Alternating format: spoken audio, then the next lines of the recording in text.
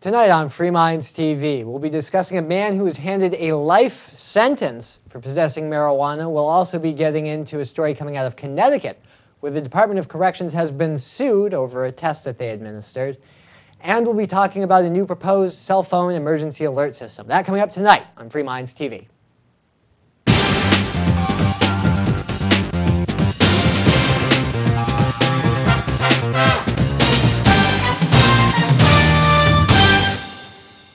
And you have tuned into episode 204 of Free Minds TV, where we challenge you, the viewer and the listener, to think outside the box. With you, as always, is Toby. And Nick. Got a lot of provocative stuff to talk about tonight. Stuff the big media probably isn't getting into so much, except this national alert system. We'll be getting into that. But during the opening there, Nick, you said that we'd be talking about a man who was given a life sentence for possessing marijuana, and actually he was accused of distributing it as well.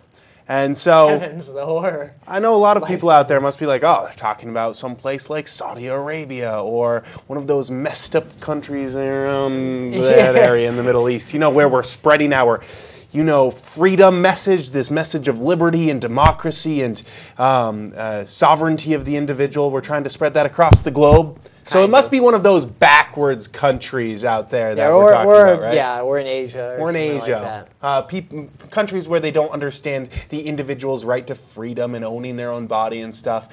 There's no way that a westernized country would be putting someone in prison for life for distributing a plant. Well, it's not only a westernized country, Nick, but it's this country, the US of A, the good old land of the free, home of the brave.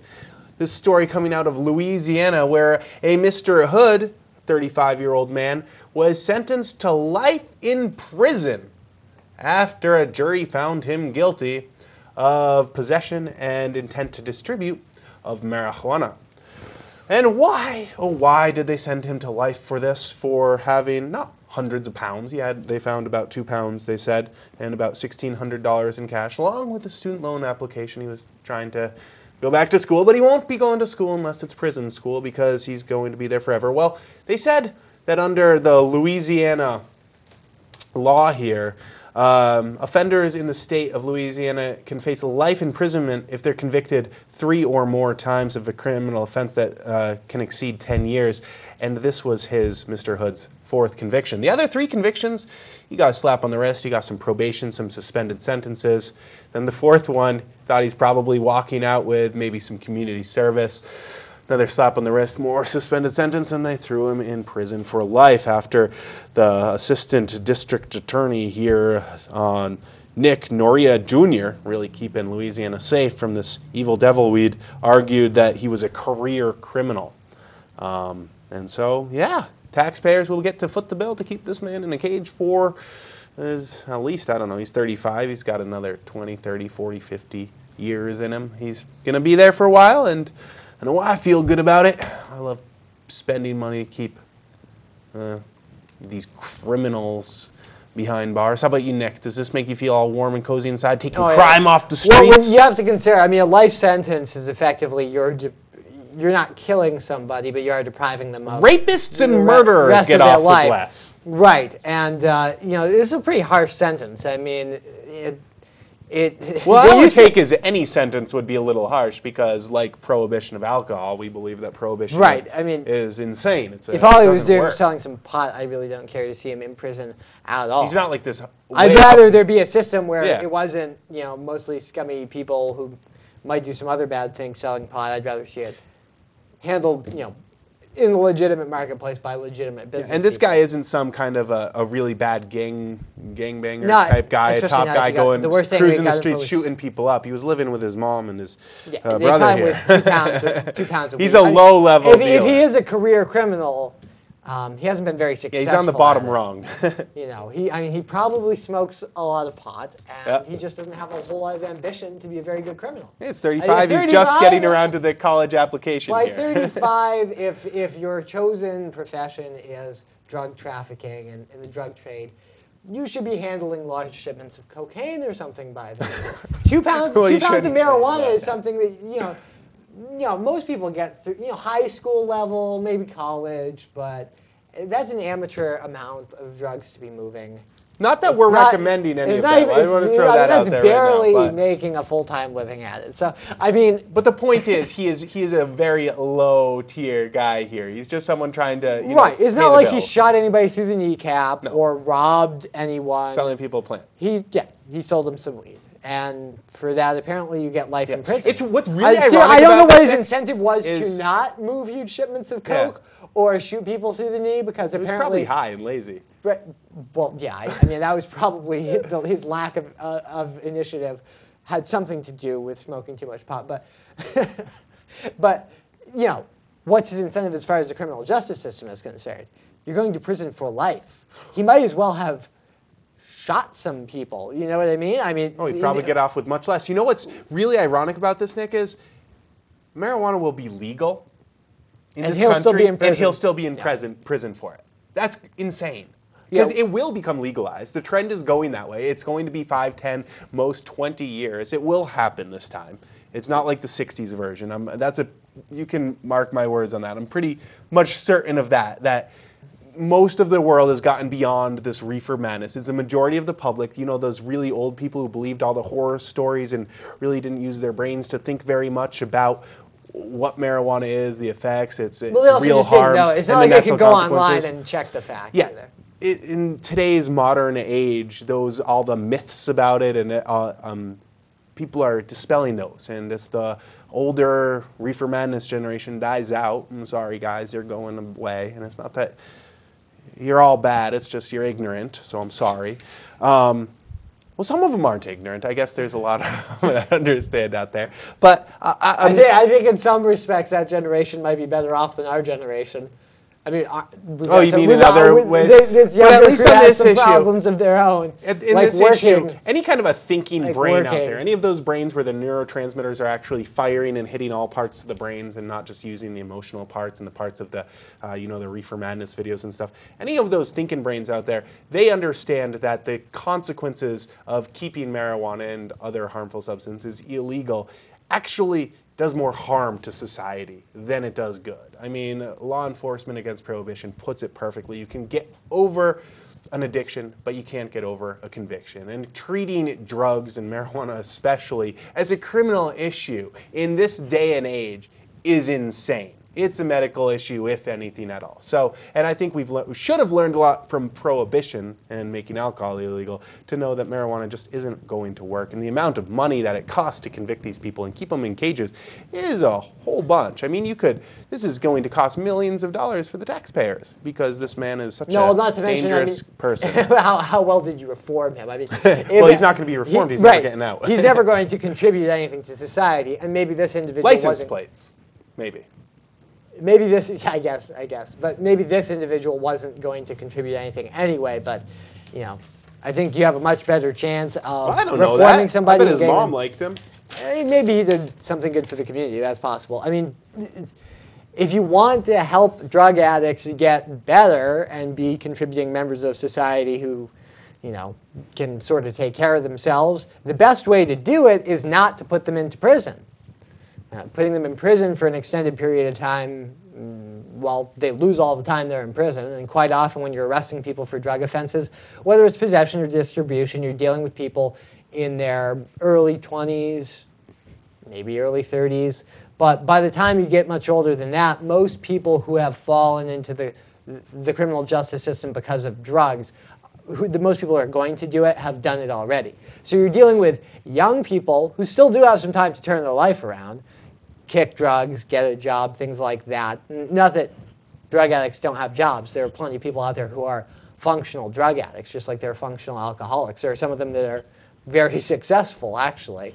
But for those people who do have a serious problem with drugs that's affecting the way they live their lives, you're not making them any better by putting them into prison. They're going to lose, 5 years, a decade, the rest of their life?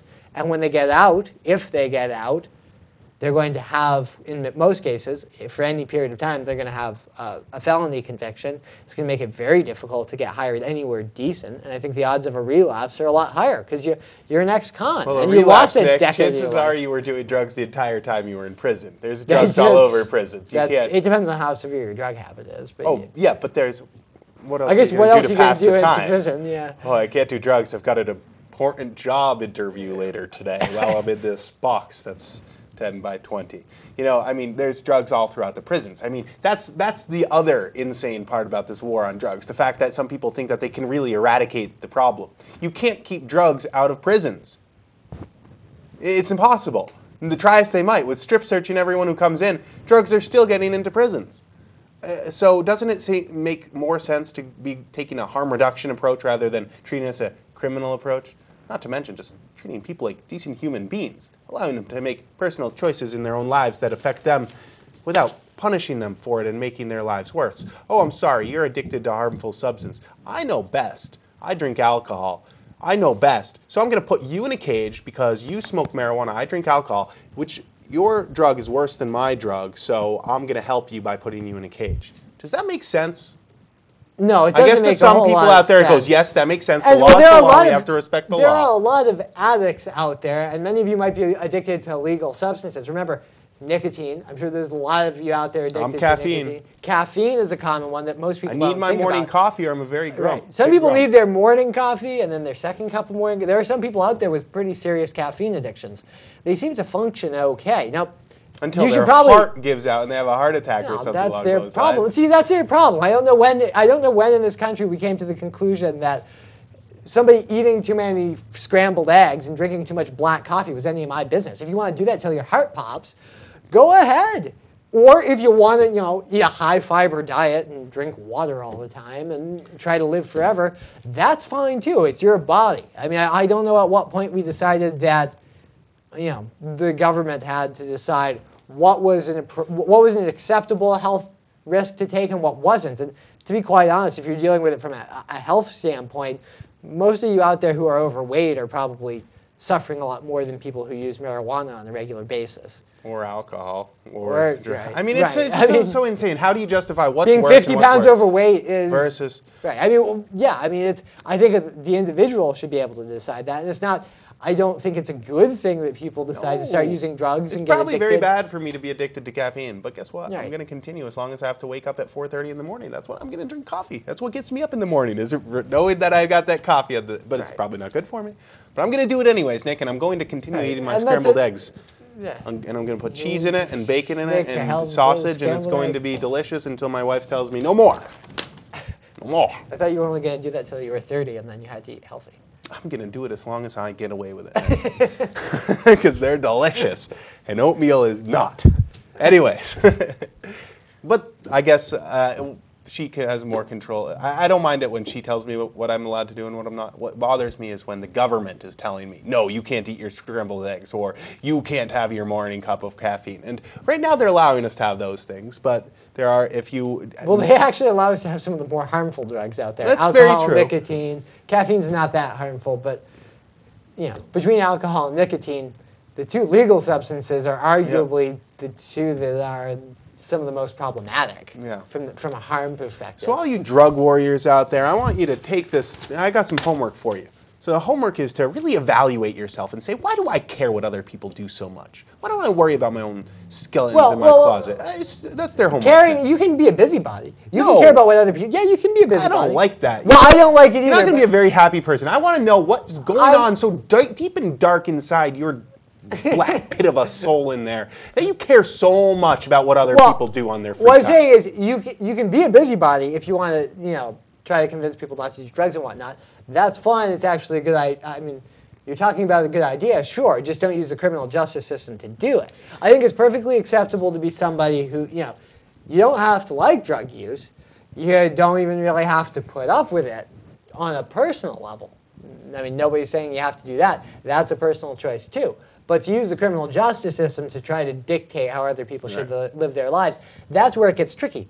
Because if you actually look at the populace, if you could get them all out to the polls, between the druggies and the fatties and the drunks, they've actually got a majority. So living a healthy lifestyle is something of a minority viewpoint, and perhaps you should consider that, because there is a democratic process. But unfortunately, one day the voter bloc has made... That drunk power vote is going to get out there, and those open container laws are going somewhere. So, I mean, that's That's all I'm telling you is when you start to use the state to try to dictate these things. I don't think it's other good people no can matter what. dictate I think their- education, yes, Well, but that's what I I'm want saying, to is keep it's not something good. in mind. Judge not, yet let you be judged. And I also think that it's important to remember what's going on in the psyche of anyone who wants to be a busybody in general. Yes, it's bad to use the criminal justice system, Nick. I agree with that. But if you're that invested in what other people are doing in their free time, there's something disgusting in your life that you should reevaluate as well. That's what I'm saying, Nick. Okay? All right. We do need to move on because speaking of prison that the people are going to be going to, I don't know if this is a good thing or a bad thing, but they're going to be full of wusses It's going to be guarding the easier to prisoners. break out of prison, so the sentences are going to be a little bit more difficult to enforce, at least in the state Connecticut. of... Not in Louisiana, Yeah, where right. Mr. Hood is going to be spending the rest of his life. But if he ever gets transferred to Connecticut, he might be able to tunnel away and escape. Yeah. Well, we'll see about that. This story is about a federal judge's ruling. A U.S. District Judge, Janet Hall, in a ruling on the 5th, decided that, she granted a motion for summary judgment in a class action lawsuit filed against the Connecticut Department of Correction in 2008 by attorneys for a Bloomfield, Connecticut woman. And apparently this woman's gripe was that people were expected to run in order to be prison guards as part of a physical fitness test. And some of those people failed. Apparently a higher percentage of women failed at the physical fitness test. Fewer than 63% of women completed the test in the allotted time, compared with 82% of men, I believe, completing it. Now, the women actually were graded on a curve here. They were given a longer time, 14 minutes, 49 seconds, almost 15 minutes. Here's a brisk walk. To run 1.5 miles. To briskly That's a 10 walk and- 1.5 miles. That's a 10-minute mile That's a brisk pace. walk, Nick. It's not much. It's not much of a jog. No, if it's you not- can't do that, you probably shouldn't be in a state prison with a bunch of criminals. That's like a speed walk. That's how fast if you want to have an efficient prison system, that's how fast they should just be walking around the prison grounds. Like, getting stuff done. Right. Okay. So apparently this is grounds for a lawsuit because, I don't know, people are expected to be able to do the job they're being hired to do. And apparently this is unreasonable. And wait, why is it bad if... The men were only given 12:25 to run the same time. I'm not even sure I agree with grading on a curve, because if the idea of the physical fitness test is to tell whether you're fit to do the job... Why should men have to be more fit? Right. Shouldn't I mean, if everybody you're be setting... on the same level if what you're of doing fitness? is you're setting a minimum benchmark of physical fitness, then it should just be, here's how much you have to lift, here's how many sit-ups you have to do, here's how fast you have to run, done. They graded on a curve, and it still wasn't good enough because the results differed. So what you're telling me is if all the female applicants, not necessarily because they're female, but just perhaps because of the pool of applicants, if none of them are actually physically fit enough to do the job, you need to change the test around. I mean, why even have the test at all? Didn't they make it so that instead of 1.5 miles, you only have to run 300 meters They now? did. Now, yes, they have. Get rid of it. We can't get people expect people to in chase down an 2007, escapee. the state changed the run portion of the test from 1.5 miles to 300 meters. That's like a hop, skip, and a jump. That's pathetic. What's next, Nick? Can I say we'll go into a job interview here and be like, yeah, the job is to lift these boxes and put them on the pallets. You lift them, you put them on the pallets. You go, you know what? I really want this job. I think I'm going to take the job, but I have a bad back, so I'm not going to be able to lift the boxes. So can I have the job? No, the job is to lift the boxes and put them on the pallet. I go, well, yeah, but the back. You're discriminating against me. I got the back hurts. So I'm going to just get the job. I'll collect the paycheck.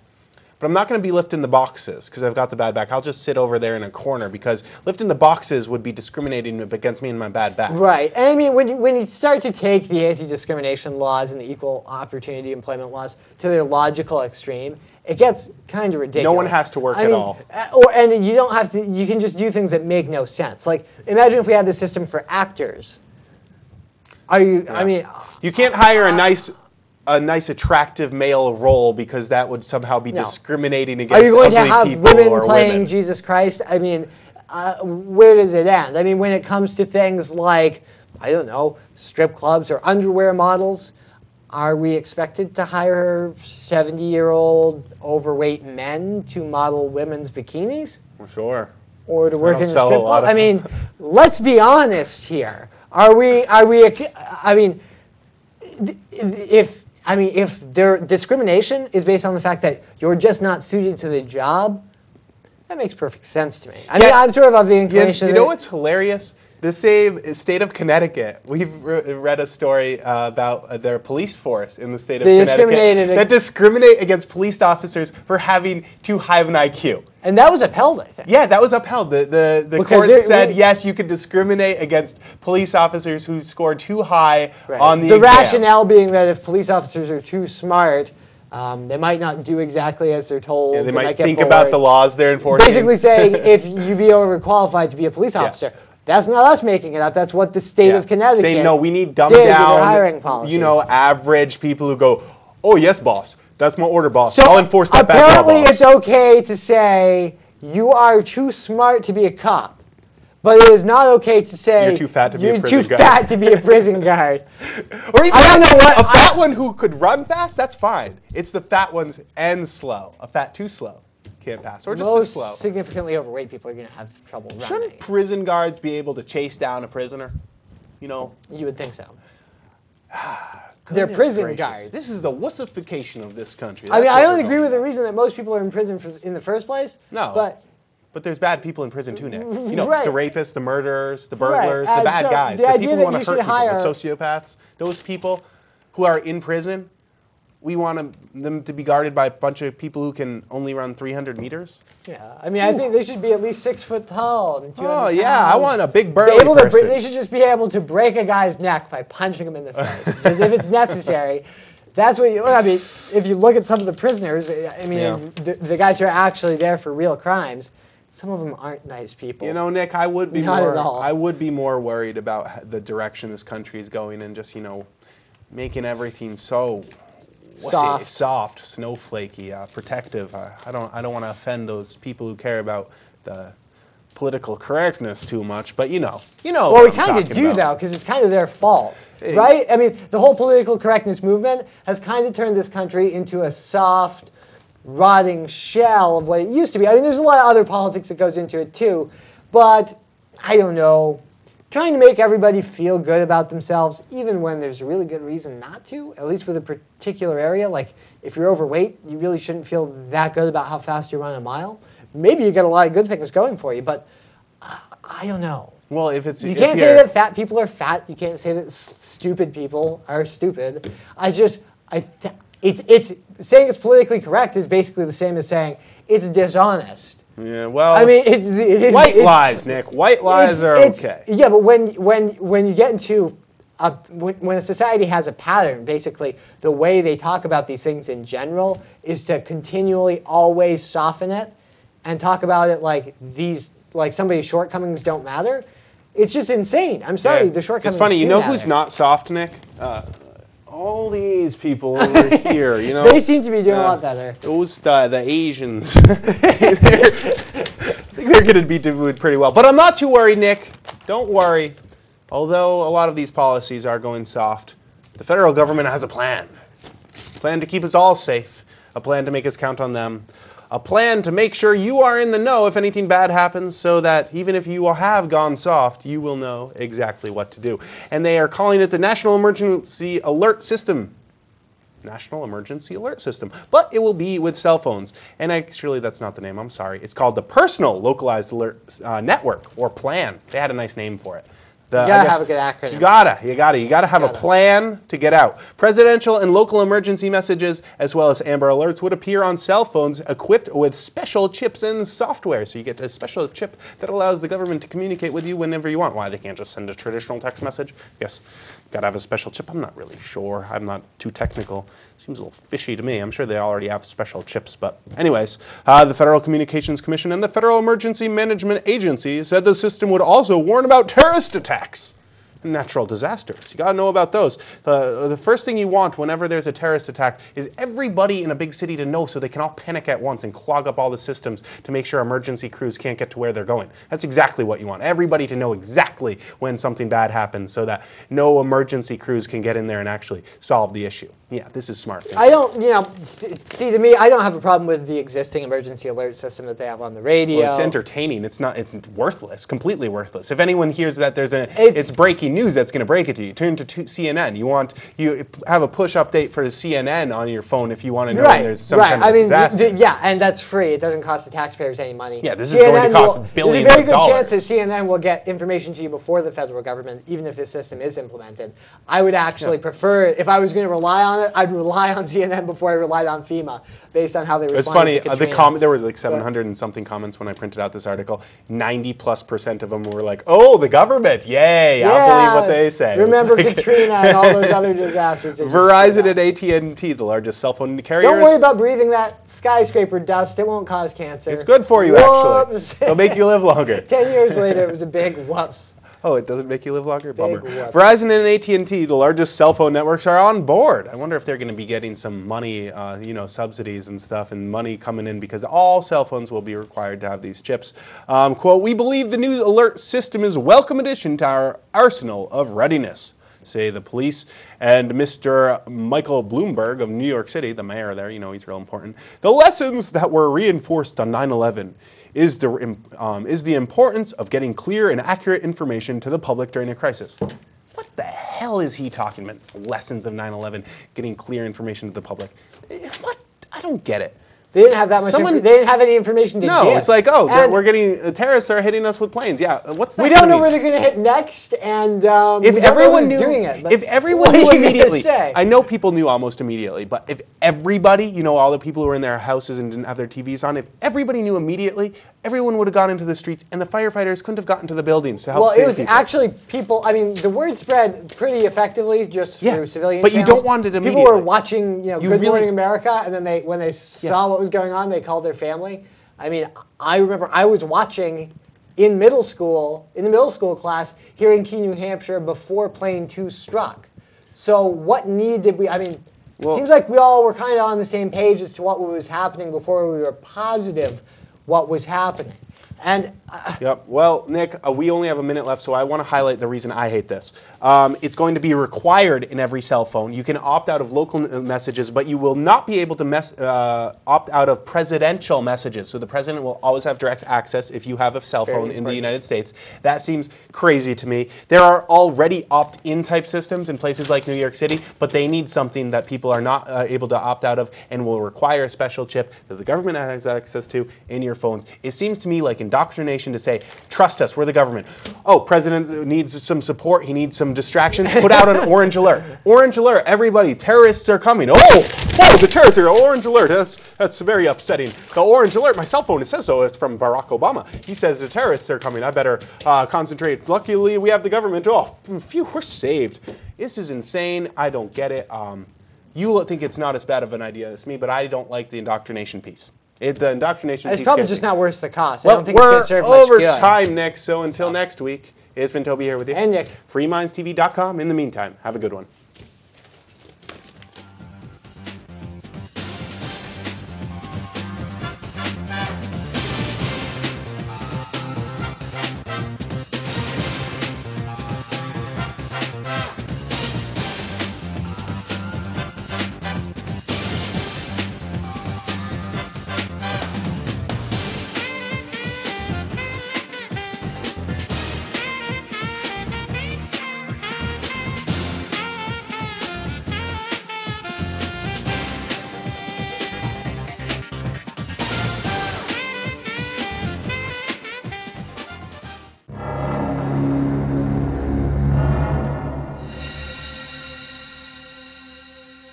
I should be in Keene, New Hampshire with the Free Staters.